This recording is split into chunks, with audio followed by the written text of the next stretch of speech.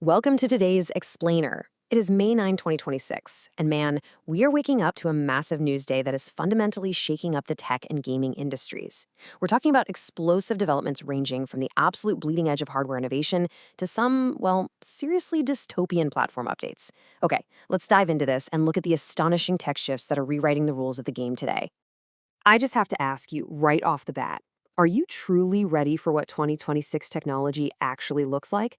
Because right now, we're living in this incredibly fast-paced, kind of crazy dual-edged reality. On one hand, we've got these awe-inspiring sci-fi level advancements we've been dreaming about for decades. But on the other, we're seeing some massive, glaring ethical red flags when it comes to privacy and platform control. So here's our roadmap. We're going to look at the gaming hardware revolution, YouTube's strict rules, Twitch's privacy nightmare, Sony's AI and economics, and then wrap it all up with lessons for the future. Let's get into it. Section 1, Gaming Hardware Revolution. Let's kick things off with some pure, unadulterated good news.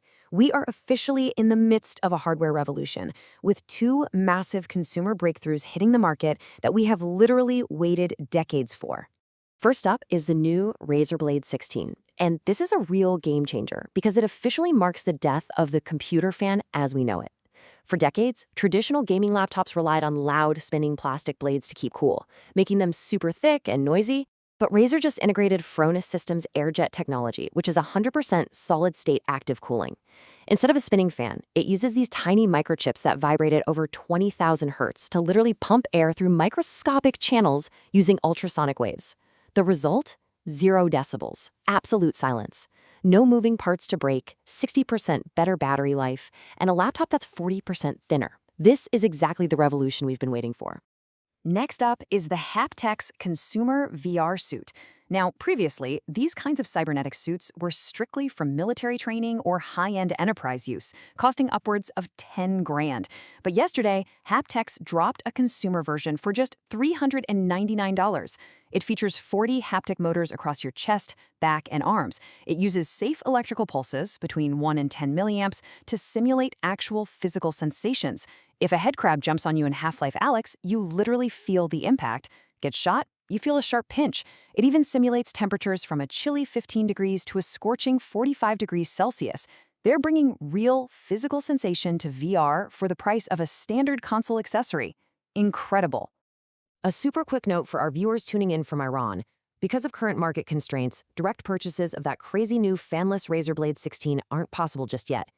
Unofficial imports are expected to hit the market at exorbitant prices. We're talking anywhere from 250 to 350 million tomans. So our advice? Be patient. Just wait about 6 months for that initial hype to die down and for prices to stabilize before upgrading your rig. Section 2. YouTube's strict rules. As much as we absolutely love these hardware innovations, we need to shift gears to something a bit more serious. Major platforms are really tightening their grip on creators. As of today, YouTube enacted a massive zero-tolerance policy. If a piece of content contains AI-generated material and lacks a specific hardware-level cryptographic watermark, known as C2PA, here is exactly what happens.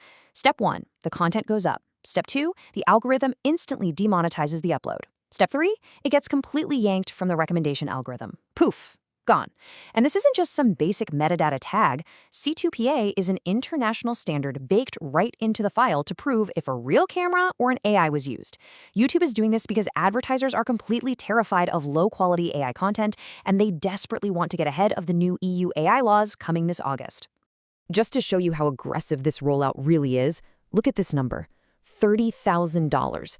That is the exact monthly income that a YouTube channel with 588,000 subscribers lost literally overnight. They relied heavily on AI tools but didn't encode their outputs with that C2PA watermark. Without any warning, their revenue plummeted to absolute zero.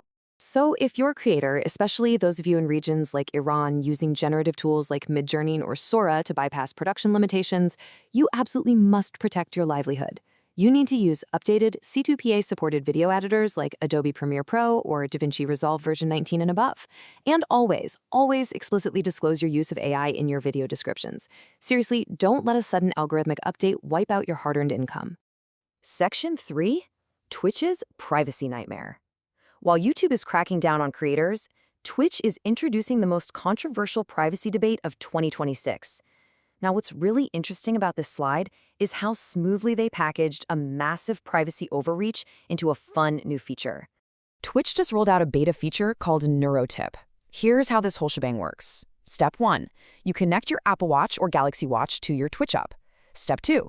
Say you're watching a stream, maybe a horror game, and a jump scare causes your heart rate to spike over 140 beats per minute. Step 3. Twitch's algorithm detects this biometric excitement and automatically extracts between 100 and 500 bits from your digital wallet. That's about $1 to $5, tipped instantly to the streamer, all while announcing to the entire chat that your heart was racing. Twitch claims this makes the viewing experience more personal. Well, the community completely disagrees. The backlash has been absolutely phenomenal. One viral post captured the mood perfectly, reading, "This is no longer tipping. This is theft." I mean, imagine having a natural heart condition or a streamer purposely creating jump scare content just to literally milk your biometric responses for cash. The hashtag #DeleteNeurotip is trending globally. Our advice is crystal clear. Absolutely never connect your smartwatch to this platform. Disable it immediately. Section 4. Sony, AI and Economics. Moving away from individual platform controversies, let's take a look at the macroeconomic reality of the gaming industry right now. Because corporations are handling the integration of AI alongside massive global inflation in very different ways. The absolutely crucial point here is how companies view their human talent. While Ubisoft used AI to outright replace their quality assurance testers, resulting in laying off 50% of that department, and EA laid off 800 people to use AI for production, Sony has taken a completely different path. Sony executives announced they view AI purely as a tool to aid human creativity, not replace it. The result? 0 AI-related layoffs. In fact, they actually hired 2,000 new employees.